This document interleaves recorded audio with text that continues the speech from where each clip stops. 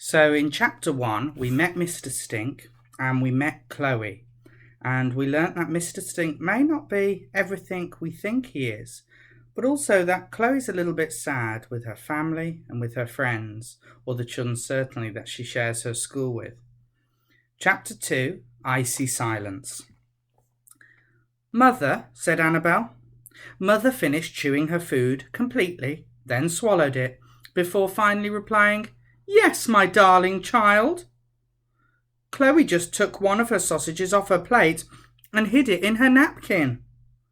It was Saturday evening, and the Crumb family sat at the dining room table, missing Strictly Come Dancing and the X Factor as they ate their dinner. Mother had banned watching television and eating at the same time. She had decided that it was awfully common. Instead, the family had to sit in icy silence and eat their dinner while staring at the walls.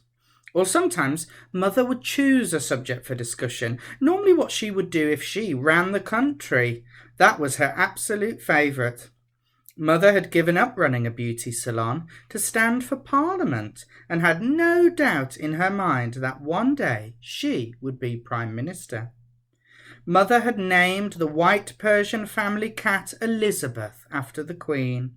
She was obsessed with being posh. There was a downstairs loo that was kept locked for very important guests, as if a member of the royal family was going to swing by for a wee. There was a china tea set in the cupboard that was for best and had never once been used. Mother even sprayed air freshener in the garden. Mother would never go out and not even answer the door unless immaculately groomed, with her beloved pearls around her neck and her hair made stiff with enough hairspray to create its own hole in the ozone layer.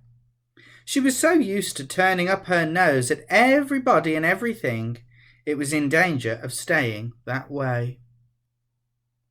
Here's a picture of her. My word, she looks posh, doesn't she?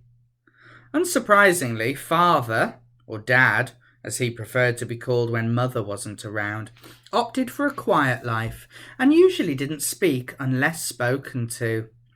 He was a big, powerful man, but his wife made him feel small inside. Dad was only 40, but he was already going bald and starting to stoop. He worked long hours at a car factory on the edge of town. "Did you hide a sausage in your napkin, Chloe?" demanded Mother. "You are always trying to get me into trouble," snapped Chloe. This was true. Annabel was 2 years younger than Chloe, and one of those children adults think are perfect, but other children don't like because they are snotty little goody-goodies. Annabel loved getting Chloe into trouble. She would lie on her bed in her bright pink room upstairs and roll around, crying, shouting, "Chloe, get off me, you're hurting me!" even though Chloe was quietly writing away in her room next door. You could say that Annabel was evil. She was certainly evil to her older sister. "Oh, sorry, Mother, it just slipped into my lap," said Chloe guiltily. Her plan had been to smuggle the sausage out for Mr. Stink. She had been thinking about him all evening, imagining him shivering out there in the cold, dark December night as they sat in the warm, eating away. "Well then, Chloe, unroll it from your napkin and put it on your plate," ordered Mother. "I am so ashamed that we are even eating sausages for dinner. I gave your father strict instructions to dispatch himself to the supermarket and purchase 4 wild sea bass fillets. And he comes home with a packet of sausages. If anyone called around and saw us eating food like this, it would be hideously embarrassing. They'd think we were savages." "I am sorry, my darling wife," protested Dad. They were all out of wild sea bass fillets. He gave Chloe the tiniest wink as he said this, confirming her suspicion that he had deliberately disobeyed Mother's orders. Chloe smiled at him discreetly. She and her dad both loved sausages and lots of other food that Mother didn't approve of, like burgers, fish fingers, fizzy drinks, and especially Mr. Whippy's ice cream. The devil's spume, Mother called it. I have never eaten anything from a van, she would say. I'd rather die. Right, now all hands on deck as we clear up, said Mother, when they had finished eating. Annabel, my precious angel, you clear the table. Chloe, you can wash up. And husband, you can dry. When she said all hands on deck, what she really meant was everybody's hands except hers. As the rest of the family all went about their duties, Mother reclined on the sofa and started unwrapping a wafer-thin chocolate mint. She allowed herself 1 chocolate mint a day. She nibbled so infuriatingly slowly she made each one last an hour. One of my Bendix luxury chocolate mints has gone walkies again, she called out. Annabel shot Chloe an accusing look before returning to the dining room to collect some more plates. I bet it was you, fatty, she hissed. Be nice, Annabel, chided Dad. Chloe felt guilty, even though it wasn't her who had been scoffing her mother's chocolates.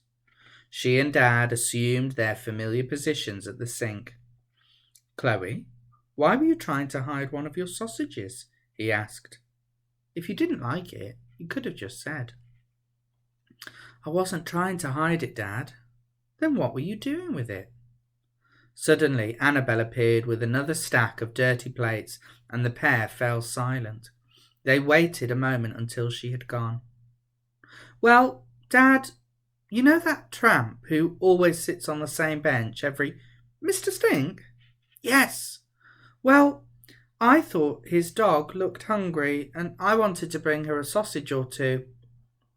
It was a lie, but not a big one. Well, I suppose there isn't any harm in giving his poor dog a bit of food, said Dad.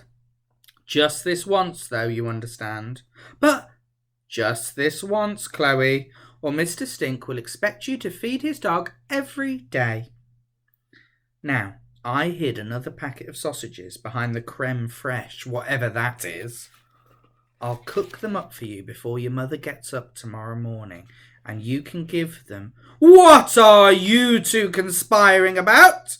Demanded Mother from the sitting room. Oh, we were just debating which of the Queen's 4 children we most admire, said Dad. I am putting forward Anne for her equestrian skills, though Chloe is making a strong case for Prince Charles and his unrivalled range of organic biscuits. Very good, carry on, boomed the voice from next door. Dad smiled at Chloe cheekily. Chapter 3 is next, and it's called The Wanderer.